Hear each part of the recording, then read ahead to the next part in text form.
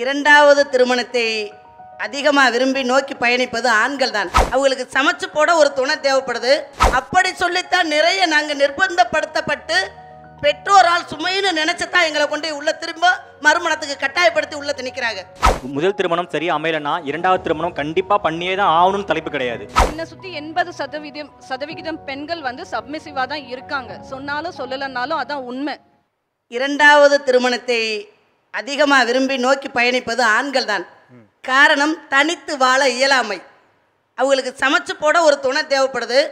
அதற்காகவே அவங்க குடும்பத்தினர் வந்து நம்ம பையனுக்கு ஒரு மருமக வேணும், என் தம்பிக்கு ஒரு துணை இருக்கணும், தனியாக இருக்கான் அப்படி சொல்லித்தான் நிறைய நாங்கள் நிர்பந்தப்படுத்தப்பட்டு பெற்றோரால் சுமைன்னு நினச்சதான் எங்களை கொண்டு உள்ள திரும்ப மறுமணத்துக்கு கட்டாயப்படுத்தி உள்ள திணிக்கிறாங்க. விரும்பி கல்யாணம் ஆகி 1 வருஷத்துலேயோ 6 மாதத்துலேயோ ஏதோ ஒரு இன்சிடெண்ட்டில் கணவர் இழந்து அது மாதிரி இருக்கவங்களை நாங்கள் மறுமணம் செய்து கொடுக்க வேணாம்னு சொல்லலை. விருப்பம் இல்லாமல் திணிக்கப்படுவது வீட்டில் நாங்கள் சுமையாக நினச்சி ஆண்கள் துணை இல்லாமல் இருக்காங்கன்னா நிறைய பேர் எங்களை திணிச்சு தான் இரண்டாவது கல்யாணத்துக்கு நிர்பந்தப்படுத்தப்பட்டு அங்கேயும் போய் அவமானப்படுறோம்.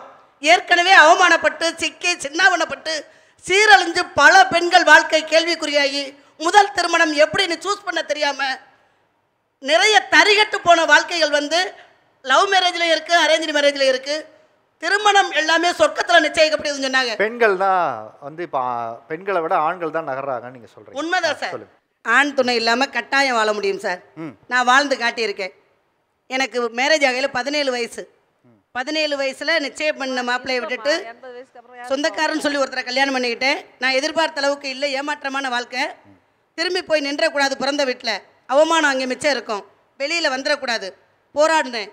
குடிகாரர் படிக்கலை, உலகத்தில் உள்ள எல்லா கெட்ட வழக்கமும் இருக்க ஒரு நபர் நம்பி போய் ஏமாந்துட்டோம். ஆனால் இனி உள்ளே போயிடக்கூடாதுன்னு சொல்கிறதுக்காக பிள்ளைகளை படிக்க வைக்க கூட விருப்பம் இல்லாத ஒரு பெற்றோர், எந்த ஆணும் நினைக்காத ஒன்று, அவரை நினைச்சு நான் பிள்ளைகளை வளர்த்து போராடி என்ஜினியர் ஆக்கி டாக்டர் ஆக்கி இன்னைக்கு சொசைட்டியில் நல்ல ஒரு மரியாதையோட எல்லாரும் எதிர்பார்ப்பாங்க இல்லையா, சமுதாயத்தில் மருமகளுக்கு சீர்வரிசை, அதையெல்லாம் நான் செஞ்சு 3 மகனுக்கும் நகை போட்டு கல்யாணம் பண்ணி சொசைட்டியில் நல்ல ஒரு அந்தஸ்தில் நீ எல்லாருக்கும் இங்கே சுபத்ரா மேம்களாம் என்ன தெரியும், நம்மளால் முடியும், சாதிக்க முடியும், தனிச்சு நின்று என் பிள்ளைகளை வளர்த்துருக்கேன்.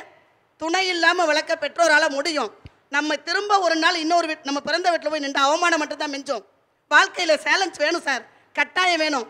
பெண்களுக்கு எத்தனை பிள்ளைய இன்னைக்கு எம்பில் பிஹெச்டி எம்ஏ பிஏ அத்தனை சர்டிஃபிகேட்டையும் செல்லரிக்க வச்சுட்டு கண்ணீர் வச்சுட்டு போய் நிற்குதுங்க.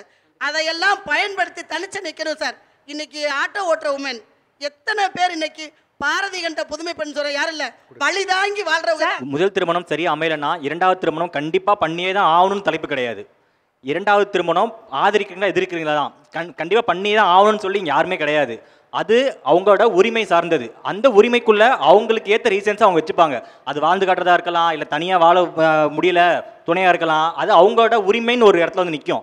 நீங்கள் நிர்பந்தம் பார்த்தா நிர்பந்தம், கௌரவம் பார்த்தா கௌரவம். ஆனால் அதெல்லாம் தாண்டி அவங்க இண்டிவிஜுவல் ரைட்ஸ், அந்த இண்டிவிஜுவல் ரைட்ஸ்க்குள்ளே அவங்க எதை வேணாலும் பூத்தி பார்த்துக்கலாம். நீங்கள் உங்களுக்கு இவ்வளோ ப்ரிவிலேஜ் இருக்குது, நீங்கள் இங்கே வந்து உட்காந்துட்டு பேசிகிட்டு இருக்கீங்க. எவ்வளோ சதவிகிதம் சார்? நான் சொல்கிறேன், சிட்டியில் உள்ளவங்களுக்கு அந்த ப்ரிவிலேஜ் இருக்குது சார். ஒரு கிராமம் ஒரு சிட்டிலே கூட ஒரு 20% நீங்கள் அந்த மாதிரி பார்க்கலாம். ஒரு 20 பெண் இருக்கிற ஒரு சராசரி கூட்டத்தில் பார்த்தீங்க அப்படின்னு சொல்லிட்டு சொன்னால் இந்த ப்ரிவிலேஜ் பார்த்தீங்கன்னா ஒரு ஹார்ட்லி ஒரு 3-4 பேருக்கு இருக்கும் சார். மற்றவங்க எல்லாம் சப்மிசிவாக தான் இருக்காங்க, சொன்னாலும் சொல்லலைன்னாலும். That is the very fact. இந்த நான் வந்து I'm from a rural village. அந்த மிட் லெவல் சிட்டிலையும் இருந்திருக்கேன், as well as இப்போ சிட்டிலையும் இருந்திருக்கேன். பட் என்னை சுற்றி 80% பெண்கள் வந்து சப்மிசிவாக தான் இருக்காங்க, சொன்னாலும் சொல்லலைன்னாலும் அதான் உண்மை. நாங்கள் எங்களை பார்த்து வந்து நீங்கள் முடிவு பண்ணாதீங்க லைக் எல்லாருக்கும் அந்த ப்ரிவிலேஜ் இருக்குது அப்படின்னு சொல்லிட்டு. அது உண்மையே கிடையாது சார். இப்போ பெண்ணுக்கு பெண்ணு தான் எதிரின்னு சொன்னாங்க. பெண்ணுக்கு பெண்ணு எதிரி கிடையாது. பெண்ணு வந்து இன்னொரு செகண்ட் மேரேஜ்னால ஏமாந்து ஏற்கனவே வலியை சுமந்து இருக்கிற பெண் வந்து மறுபடியும் வலியை சுமந்து நின்றக்கூடாதுன்னு தான் நாங்கள் இத்தனை பேர் செகண்ட் மேரேஜ் சார். நீங்கள் ஒரு விஷயம் சொன்ன கேட்டீங்க சார். அதாவது திருமணம் பண்ணிக்கக்கூடிய ஆண்கள் அதிகமாக பெண்கள் அதிகமாக இன்றைக்கி சரிசமம் சார் 2 பேருமே. இன்றைக்கி வந்து பார்த்தீங்கன்னா ஆண்கள் மட்டும்தான் இருந்தது, இப்போ பெண்களும் வந்துட்டாங்க. இப்போ கோர்ட்டில் பார்த்தீங்கன்னா மேரேஜ் பண்ணிக்க எத்தனையோ பெண்ணுங்க எனக்கு தெரிஞ்சு சார், எனக்கு தெரிஞ்சு ஒரு 5-6 பிள்ளைங்க செகண்ட் மேரேஜ் பண்ணி இன்றைக்கி வாழ்க்கை இழந்து நிற்கிறாங்க. நான் பார்த்துருக்கேன். வாழ்க்கை இறந்துருக்காங்க. இதோ இன்னைக்கு இந்த மலர் இருக்காங்க பார்த்தீங்கன்னா, இவங்களை நான் திருத்திருக்கேன். இதே இந்த மலரை செகண்ட் மேரேஜ் வேண்டாம், அவங்கள நான் வெளியில் கொண்டு வந்திருக்கேன். ஏன் அப்படின்னா, நமக்கு வர்றவங்க வந்து மனசு சார்ந்ததான் சார் செகண்ட் மேரேஜ், சரிங்களா? அது எல்லாத்துக்கும் கரெக்டாக அமைஞ்சிட்டா பரவாயில்ல. சப்போஸ் அமையலை அப்படிங்கும்போது அந்த பொண்ணு வந்து அடிமட்டத்துக்கு தள்ளப்படுறா. அதாவது முதல் மேரேஜ்லேயே வந்து பார்த்தீங்கன்னா, ஃபஸ்ட்டு ஒன்று கேட்டீங்க, அதாவது ஆண்களுக்கு திருமணம் பண்ணுறதுல வந்து ரிஸ்க் இருக்கா, இல்லை பெண்களுக்கு திருமணம் பண்ணுறதுல ரிஸ்க் இருக்கான்னு கேட்டீங்க. பெண்களுக்கு தான். எனக்கு ஒரு மகன் இருக்கா, காலேஜ் பிஜி படிச்சுட்டு இருக்கா.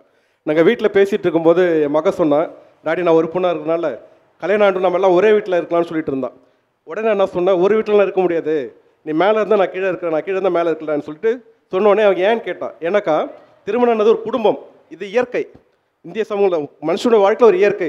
இது மனுஷன் மட்டும் இல்லை, எல்லா அனிமலுக்கும் இல்லை பறவைகளுக்கும் எல்லாமே இருக்குது.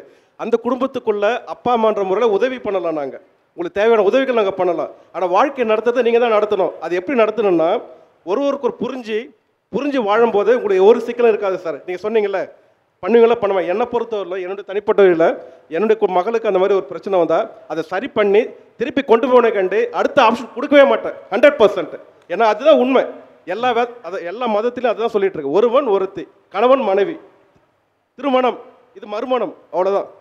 சார் இதுக்கு வந்து ஒரே தீர்வு என்னன்னாக்கா, மகாத்மா காந்தி ஒரு வார்த்தை சொல்லியிருக்காரு, கஸ்டமர் இஸ் ஆல்வேஸ் ரைட்டுன்னு.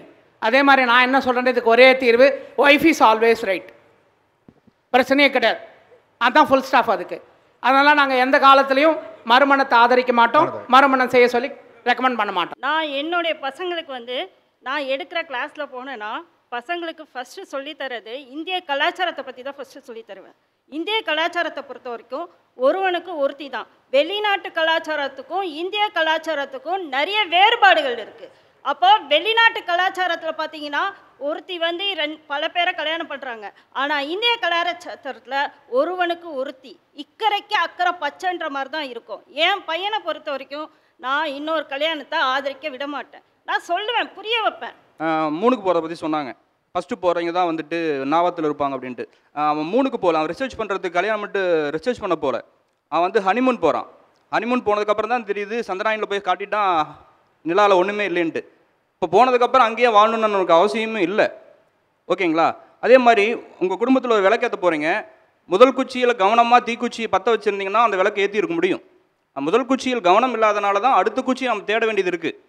ஓகேங்களா? இது கிளியர் பாயிண்ட். இது அவங்க சொல்கிறத வச்சு எப்படின்னா, நான் முதல் குச்சியில் அமைஞ்சு போச்சுனாலும் நாங்கள் அப்படியே இருட்டாக வச்சுக்குவேன் ஊட்ட, 2வது குச்சியை நான் பற்ற மாட்டேன் அப்படிங்கிற மாதிரி தான் இருக்குது அவங்க பாயிண்ட்டு. இப்போது இன்னொன்று விஷயம் என்னென்னா, அட்ஜஸ்ட் பண்ணி போகணும் இல்லாட்டி அண்டர்ஸ்டாண்ட் பண்ணி போகணும்னு சொல்கிறாங்க. இருதரப்பு 2 பேர் இருக்காங்க, கணவன் மனைவி. ஒரு தரப்பு மட்டுமே அட்ஜஸ்ட் பண்ணிகிட்டே இருப்பேன், குடும்ப சுமையை நான் மட்டுமே பொறுத்துக்கிட்டு இருப்பேன், நீ பண்ணுற டார்ச்சர் நான் பொறுத்துக்குவேன், அண்டர்ஸ்டாண்ட் பண்ணிக்குவேன்னு சொல்லும் போது இன்னொரு தரப்பு வந்துட்டு அதை எப்படி பொறுத்து கொண்டு இருக்க முடியும்? எத்தனை நாளைக்கு அது இருக்க முடியும்? எங்கள் வீட்டு பக்கம் ஒரு குருவி ஒரு வேப்ப மரத்தில் கூடு கட்டுச்சு. அது ஒரு காகம் வந்து ஃபுல்லாக பிச்சு போட்டுச்சு. அதுக்கப்புறம் அந்த குருவி 2-3 நாளில் அந்த காகம் உள்ள நுழையாத அளவுக்கு ஒரு இடத்துல போய் ஒரு கூடை கட்டுது, ஒரு முள்புதரில் கூடை கட்டி முட்டையிடுது. ஸோ இந்த கூடு கட்டுறது அதுக்கு பிரச்சனை இல்லை, கூடு கட்டின இடம் தப்பு. சரியான இடத்துல கூடை கட்டும் போது தான் அதுக்கான வாழ்க்கை அங்கே தொடங்குது. இதுதான் ரியாலிட்டி அங்கே இருக்கிறது. இப்போ முதல் திருமணத்தில் இருக்கிற பிரச்சனைகள், சிக்கல்களை அந்த தீக்குச்சி மாதிரி தான். முதல் குச்சியில் கவனம் சரியாக இருந்து விட்டால் கடைசி குச்சி வரை நமக்கு தேவைப்படாது. வெளிச்சம் வேண்டான்லாம் நாங்கள் யாருமே சொல்லலை. அந்த வெளிச்சத்தை நாங்கள் பற்ற வச்சுட்டு ரொம்ப அவமானம். அவங்க சொன்ன மாதிரி சுயமரியாதை எல்லா இடத்துலையுமே இழக்கிறோம். என்னுடைய கணவர் இறந்து இன்றைக்கி வந்து 16 வருஷம் ஆகுது. எனக்கு 2 குழந்தைங்க இருக்காங்க. இன்றைக்கி எங்கள் அம்மா வந்து எங்கள் அப்பா குடிகாரனாக இருந்தாலும் கஷ்டப்பட்டு எங்கள் 3மே பொட்டை பிள்ளைங்களா எங்கள் அம்மா வளர்த்துனாங்க. இன்றைக்கி எங்கள் அம்மாவுக்கு 50 வயசு ஆயிருக்கு, அதான் வந்திருக்காங்க. இன்றைக்கி கொத்து வேலைக்கு தான் போகிறாங்க, கூலி வேலைக்கு போகிறாங்க, தனியாகவே இருந்து தனியாகவே வளர்த்திட்டு இருக்காங்க. எனக்கு கல்யாணம் ஆகி 2 பிள்ளைங்க பிறந்ததுமே எங்கள் வீட்டுக்காரர் 3 வருஷத்துலேயே இறந்துடுறாரு. நானும் 13 வருஷம் தனியாகவே தான் வாழ்ந்தேன். தனியாக பெண்கள் வாழலாம், தனியாகவே நான் வாழ்ந்தேன், கஷ்டப்பட்டு எல்லாமே செஞ்சேன். எனக்கு பிடிச்சிருந்துச்சு, சரி ஓகே அப்படின்னு சொல்லி நான் ஒரு செகண்ட் மேரேஜ் பண்ணிக்கிட்டேன். இப்போ எங்கள் வீட்டுக்கார் வந்திருக்காரு, கல்யாணம் நான் பண்ணிக்கிட்டேன். ஆனால் சமுதாயம் ஏற்றுக்கல. அவங்க சொல்கிறாங்க ஏற்றுக்கிறாங்க, யாருமே ஏற்றுக்கல. கணவர் வீட்டில் யாருமே ஏற்றுக்கல சார். எல்லாமே அசிங்கப்படுறோம், அவமானப்படுறோம். எந்த ஃபங்க்ஷனுக்குமே நாங்கள் போகிறது கிடையாது. கல்யாணம் ஆனவளையா பண்ணிக்கிட்டேன், இல்லைங்க வேறு இருக்கா, ஐயோ அப்படியே அந்த இடத்துல நாங்கள் ஏன் இப்போ வந்து எங்களுக்கு ரொம்ப அது கஷ்டமாக இருக்குது. அந்த வழியை நீங்கள் என்ன வேறு யாரையும் எடுத்துக்காதீங்கன்னு தான் சொல்கிறோம். இவ்வளோ வலிகள் இருக்குது, இவ்வளோ வேதனைகள் இருக்குது. ஒரு இடம் ஜோடியாக போனால் அவங்க சொல்கிற மாதிரி எங்களை வந்து புருஷ மண்டாடின்னு யாரும் சொல்ல, அவள் புருஷன் செத்துட்டானா 13 வருஷம் கழிச்சு பிள்ளை இத்த சோட வச்சுட்டு இப்போ வந்து கல்யாணம் பண்ணிக்கிறா, இவளுக்கு தேவையா இது அப்படின்னு தான் சொல்கிறாங்க. அப்போ எங்கள் வீட்டு சொந்த பந்தத்தில் நாங்கள் ஒரு இடத்துல கூட்டு போய் நிறுத்தினாலுமே எங்களுக்கு அது ஒரு அவமானமாகவே தான் சொந்த பந்தத்துலேயுமே இருக்குது. அதனால் இவ்வளோ வலி வேதனை எங்களுக்கு இருக்குது, இவ்வளோ கஷ்டப்படுறோம். அதனால் கொஞ்சம் யோசிச்சு பண்ணுங்க, இவ்வளோ கஷ்டப்படுறோன்னு தான் நாங்கள் சொல்ல வரோம். சார் லைஃப்பை சாக்ரிஃபைஸ் பண்ணிட்டு இருக்கிற அந்த பொண்ணுக்கு சமுதாயம் வந்து செலவைக்க போகிறது கிடையாது. ஸோ அவளுக்குன்னு ஒரு ஃபீலிங்ஸ் இருக்குது, என் வாழ்க்கை நான் தான் வாழணும், அவங்க வாழ்க்கை அவங்க தான் வாழணும். இதில் வந்து அவங்க கருத்துன்ற பேரில் சொசைட்டின்ற பேரில் வந்து அடுத்தவங்களோட லைஃப்பை வந்து ஸ்பாயில் பண்ணுறதுக்கு எந்த ரைட்ஸ் இல்லை. இத்தனைக்கும் அவங்க என்ன பார்த்து என்ன கேட்டாங்க, ஒருவேளை இந்த செகண்ட் மேரேஜ் ஆப்ஷன் இல்லை, ரூல் இல்லைன்னா என்ன பண்ணுவீங்க? நாங்கள் அப்படி ஒரு ரூல் இல்லாமல் கிடையாது. அப்படி ஒரு சட்டத்திட்டம் கொண்டு வந்திருந்தா நீங்கள் சொல்கிறத நாங்கள் ஏற்றுக்கிறோம். ஒரு ஆப்ஷன் இருக்குது, அதை நீங்கள் யோசிங்கன்னு தான் சொல்கிறோம். ஆப்போசிட்டில் பேசின எல்லாருமே என்ன சொன்னாங்கன்னா, என்னானாலும் பரவாயில்ல, என் குழந்தைங்களுக்கு வந்து நான் 2வது கல்யாணம் பண்ணி வைக்க மாட்டேன்னு ஒரு முடிவு எடுத்தாங்க. அவங்க பிள்ளைங்க வந்து கொலை பண்ணி கொள்ளடிச்சா கூட அவங்க நிற்பாங்க போல. ஆனால் 2வது கல்யாணம் பண்ணால் அது என்னமோ இதெல்லாம் விட பெரிய குற்றம் மாதிரி பார்க்குறாங்கன்னா, அந்த குற்றம் நீங்கள் யாருக்காக பயப்படுறீங்க, எதுக்காக வேணான்றீங்க? இந்த சமூகத்தை நோக்கி உங்க கண்ணத்தை வைக்கிறீங்கன்னா, கொள்ளடிச்சா கூட நிற்பீங்க, கொலை பண்ணால் நிற்பீங்கன்னா, 2வது கல்யாணம் மட்டும் பண்ண நிற்க மாட்டேன்னா யாருக்காக பயப்படுறீங்க, எதுக்காக தயங்குறீங்க? இப்போ ஒரு பொண்ணை மேரேஜ் பண்ணுறாங்கன்னா அந்த பொண்ணுனால அவங்களுக்கு என்ன பெனிஃபிட் இருக்குன்னு பார்த்ததுக்கு அப்புறமா தான் அவங்க மேரேஜே பண்ணுவாங்க சார். அந்த பொண்ணு சம்பாதிக்குதா, படிச்சிருக்கா, நாளைக்கு வேலைக்கு போகுமா, நம்ம வீட்டுக்கு நம்ம ஃபினான்சியலாக நம்ம ஓகேவா, நம்ம வீட்டை பார்த்துப்பாளா, குழந்தைய பார்த்துப்பாளா அப்படின்ற ஒரு இதில் தான் அவங்க கல்யாணம் பண்ணுறாங்களே தவிர. நீங்கள் மாப்பிள்ளை பார்க்கும்போது எவ்வளோ சம்பாதிக்கிறாரு, என்ன வேலை பார்க்குறாரு, அவர் குடும்பம் வந்து என்ன வீடு வச்சிருக்கா, வாசல் வைக்கிறா, இதை எதுவுமே பார்க்காம பொண்ணு கொடுத்துறோமா? கலாச்சாரம்னா என்ன, இல்லை அதுக்கு என்ன கட்டமைக்கிறீங்க நீங்கள்? கலாச்சாரம் மனித சமூகத்தில் வந்து இப்போ மனித சமூகத்தில் கடந்த காலத்தில் இந்த அனுபவத்தை வச்சு ஒரு ஒரு ஒரு ஒரு ரெகுலேஷனில் ஒரு வாழ்வியல் முறைகளை வந்து உருவாக்குறாங்க இல்லையா? அதுதான் நான் ஃபீல் பண்ண கலாச்சாரம் சொல்றேன். நம்முடைய முன்னோர்கள் வந்து சில வாழ்வியல் முறைகளை இப்படித்தான் வாழணும்னு சொல்லி நமக்கு சொல்லி கொடுத்து வளர்த்துருக்காங்க பார்த்தீங்களா? அதுதான் சார் கலாச்சாரம். அந்த கலாச்சாரம் இப்போ அப்படி மாறிக்கிட்டே இருக்கு. நம்மளோட அதாவது முன்னோர்கள் சொல்லி கொடுத்ததை ஃபாலோ கலாச்சாரம். திருமண இதில் வந்து நம்முடைய கலாச்சாரம் என்பது பார்த்தீங்க அப்படின்னா நம்முடைய பாரம்பரிய பழக்க வழக்கங்கள், அந்த குடும்பத்துக்குன்னு ஒரு பழக்க வழக்கம் இருக்கும், அதை சொல்கிறோம். பண்பாடு, இதை நம்முடைய முன்னோர்கள் வழிவகையாக சொல்கிறாங்க.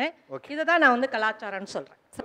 ஒரு காலங்கள் சமூகத்தை பற்றி நீங்கள் கவலையப்படாதீங்க சார். வாழ்ந்தாலும் இயேசுவும் தாழ்ந்தாலும் இயேசு இந்த சமூகம், புரியுதுங்களா? இப்போ எப்படிப்பட்ட வாழ்க்கை வாழ்ந்தா இப்படி வாழ்கிறானேன்னு வானுங்க. எவன் வாழ்த்துறான் உங்கள் சமூகத்தில் சொல்லுங்க பாலாம்.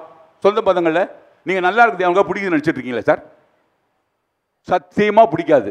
நம்மளை பிள்ளைங்க தான் நம்மளை நேசிக்கும், அது கூட இப்போ இல்லை. அதனால வந்து ஒருத்தருக்கு அப்படி இல்லை, இருக்கலாம் சந்தோஷமாக. நான் கூட ஒரு ஒய்ஃப் தானே இருக்கேன், 2வது ஒய்ஃபை தேடிட்டு நல்லா கிடையாது. சந்தர்ப்ப சூழ்நிலைகள் வந்து வரும்போது இக்கட்டான சூழ்நிலை வாழவே முடியாது. வாழ்கிறது ஒரு முறை தானுங்க, சொல்லுங்க பாலாம். அது ஏன் சித்திரவதை அனுபவிச்சு சாகணும்? இளமை கொஞ்ச நாட்கள் தான் இருக்க போகுது.